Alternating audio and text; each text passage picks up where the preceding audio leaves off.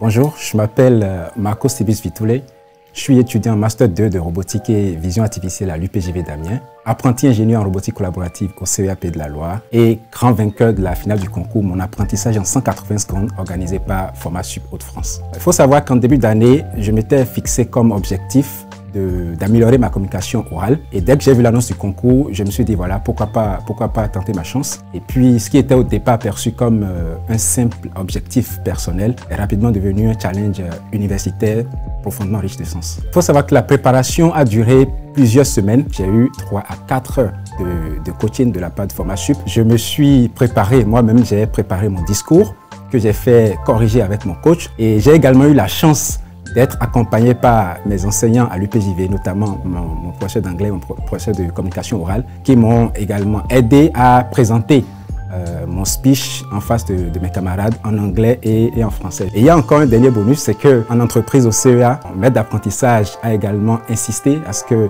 je présente également mon speech en face de tous mes collègues. J'ai eu de super retours qui m'ont aidé également à perfectionner et à améliorer le speech que je préparais. D'abord, avant d'arriver sur le lieu, je me voyais sur le podium, comme tout autre finaliste. Après la répétition où tous les 14 finalistes étaient passés, je ne vais pas vous mentir, je ne me voyais plus du tout sur le podium. Parce que les prestations des autres finalistes étaient également d'une très grande qualité. J'avais le trac, j'étais un peu stressé.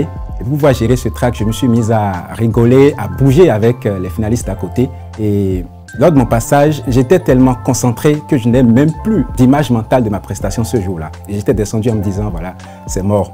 Et puis là, surprise, on annonçait mon prénom comme étant le grand vainqueur. Franchement, c'est des souvenirs que je garde précieusement parce que l'ambiance était incroyable et j'ai fait de très belles rencontres. Ce prix représente bien plus qu'une récompense. C'est le symbole d'un parcours, mais aussi et surtout d'un entourage. Je veux dire, toutes ces personnes, mes enseignants du primaire au supérieur, mes tuteurs, mes camarades, amis et familles, toutes ces personnes qui m'ont encouragé, soutenu jusqu'ici, ce trophée il leur appartient aussi. À l'UPJV, je reçois une formation exigeante d'une très grande qualité en électronique, automatique et bien sûr en robotique. De l'autre côté, au CEA, je travaille sur une mission assez passionnante, la création d'un démonstrateur robotique. Le but, c'est de permettre à un robot de regarder un opérateur faire une tâche et de reproduire la tâche. Et c'est une mission qui nécessite beaucoup de compétences, surtout en recherche et en veille scientifique. Comme je l'ai dit dans mon speech, l'apprentissage pour moi est un vrai accélérateur de destin. Tu construis ton premier vrai réseau professionnel, tu valides tes ambitions de carrière et tu touches du doigt ton futur métier. En gros, c'est